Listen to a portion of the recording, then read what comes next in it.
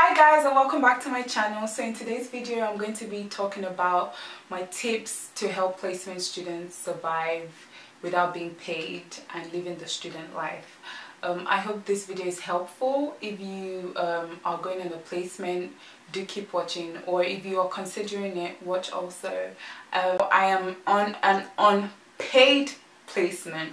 That means I work but I'm not getting paid, and I am still a student basically. So I'm living the student life. My placement took place in America and I'm still there, but I basically finished now, and I thought I should do a video that gives tips on how to survive financially as a student in another country, or just living the life of a student. So these are my own experiences. I'm sure other people's experiences differ based on your financial situation, but I was living on student loan. So in the UK we get student loan, so I was living on student finance, and student finance pays every 4 months, I believe. So the student year is 9 months and they pay in installment. So whatever amount they give you, they divide that and give it to you in installments. So my student finance was used to pay off my rent, and where I live is pretty expensive, and it's equivalent to living in London. So living in London is expensive, so you can just imagine what it's like to live in where I am currently at. My rent does not include bills or utilities. So back home, you know, you get a student house and they tell you, oh, it's including all your bills, and you don't care about how much water you use, how much light you use, how much gas you use, and all that good stuff, right? But now I have to live an adult life where you have to pay bills separately from your rent. And so this time around I had to put that into consideration, and my rent was paid first, then we had to pay the bills, and the money I was given for groceries was basically split in maybe half, depending on how much my utilities were that month. I split it in half and I top it up to pay my bills. So I was living on maybe $60 a month, and these tips are basically how I survived. But first you need to budget. I've written it down. You need to budget first. Budget how much you would spend that month. Budget how much your utilities will roughly cost, so you know how much you're working with. And from your budget you can then decide how you spend that money. Bear in mind, you still have to do like basic groceries. Apart from food, you still need to toiletries and all that other stuff. I would like to say I was blessed in the sense that people gave me the basic food that would last me a long time. So for example, my cousin gave me a bag of rice. Rice is a staple, so that would last me a long time. And so I had to be creative with my money and with my food. I would, maybe in a week, I would decide and plan what I want to eat throughout that week, and I'll cook in bulk. So if I was cooking rice, I'll probably cook stew in bulk, or I would cook that rice in bulk. If it was fried rice or something, I'll cook in bulk. If it was pasta, I'll cook in bulk to make sure that my lunch was sorted. And then I would buy food that would last a long time. So I'll buy milk, egg, cereal, and bread if you eat bread, but I don't really eat bread that much. So it was milk and eggs and cereal. So the milk and the eggs, sometimes I'll buy it based on sale. Sometimes they had 2 eggs for $1.50, so 2 crates of eggs for $1.50, and that would last me at least 4 weeks or even 6 weeks, depending on how much of the egg I would eat. And then the milk would last with my cereal, or with, if I'm making a dish that required milk. So for example, if I saw pasta on sale that week, pasta is something that would last long as well. So I would make milk with pasta, with butter, with cheese, that's mac and cheese done already, or milk with pasta and mushrooms that's like carbonara. You know, you just be creative with what you have that can last you a long time. I always planned ahead as well, so I don't just spend unnecessarily. Sometimes I will go shopping hungry, which is not good either, because when you're hungry you buy the things that are now. So I would go to the shop hungry and I'll buy what I think I could make for dinner that night, and I end up finishing that food, which had a bad repercussion for the next day. But don't go shopping when you're hungry, basically. Again, I would look through, so someone put me onto this, which was to shop based on the weekly sales that the shopping market had that week. So I'll look at the list of what they were having on sale, and I will buy what I needed that I think I could make food out of for that week.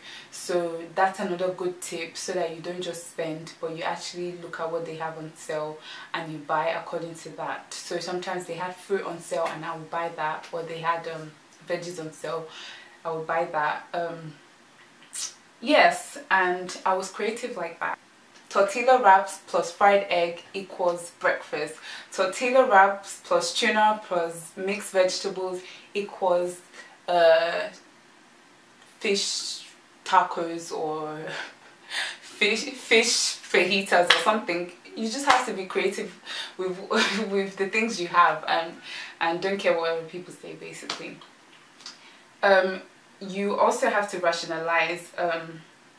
If someone invited you for lunch and you could spend that $10 on buying things that will last you for the whole week, you have to think and prioritize. Should I spend my money on $10 lunch, or should I spend my money on buying things that will last me for the whole week?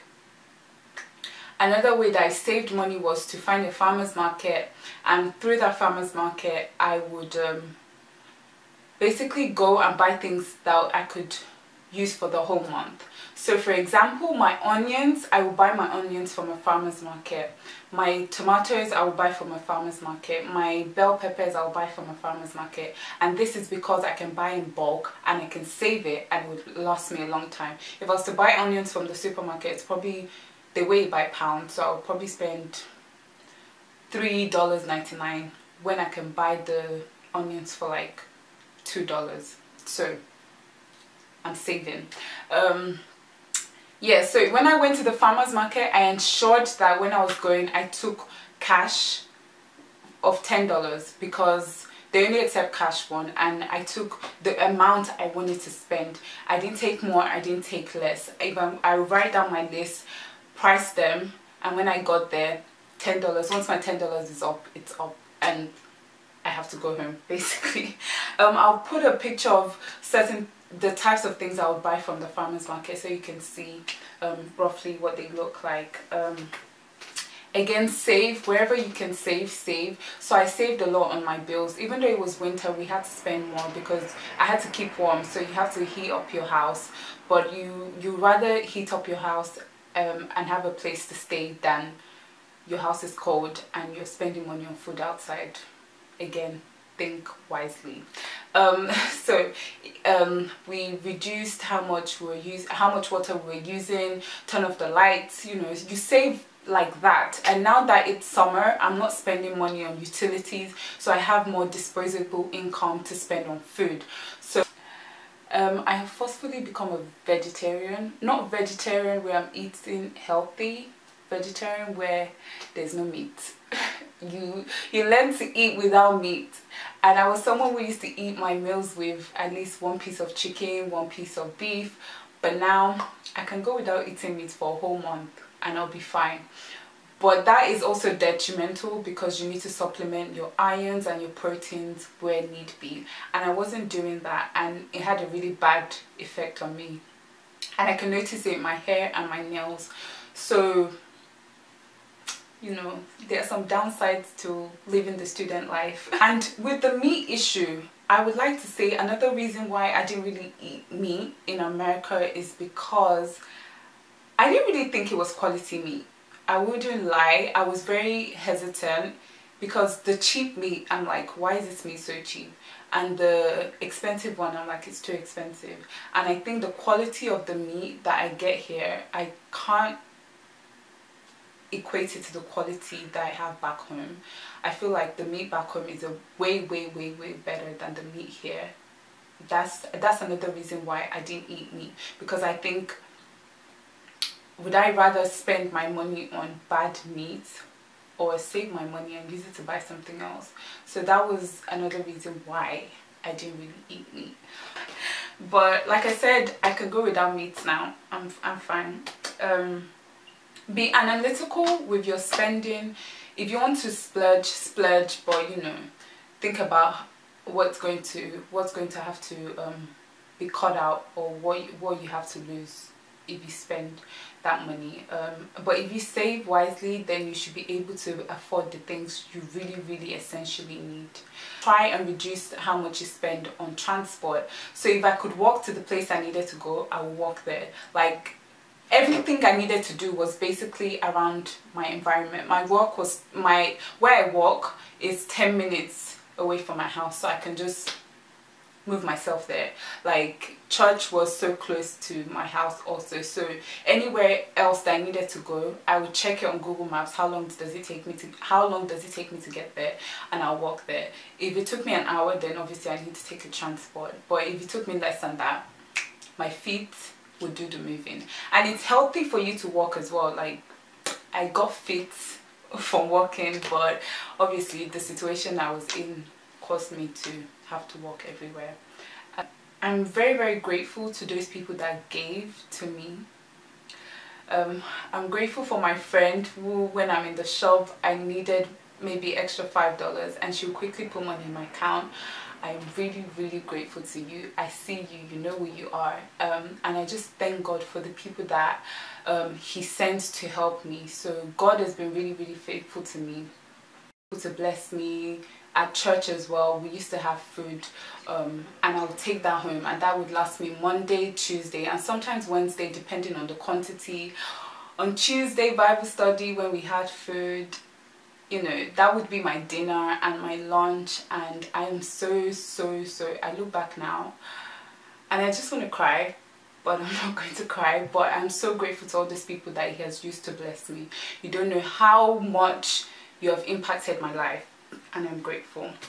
This experience, all in all, has been a way to open my eyes to how you can save and how you can live on a really tight budget.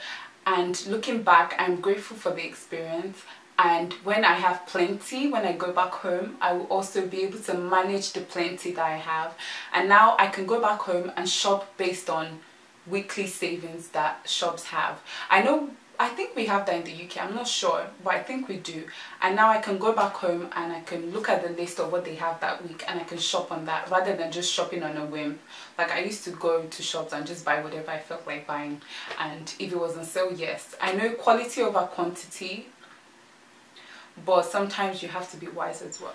Thank you guys so much for watching my video. I appreciate the support. Make sure you like, comment, share this video with other people. I hope it would be helpful to someone who is going on a placement or who is going on an internship and it's unpaid, and you just want to find a way to like survive. This should help you basically. Thank you so much again. I appreciate you guys, and I'll see you guys in my next video. Bye.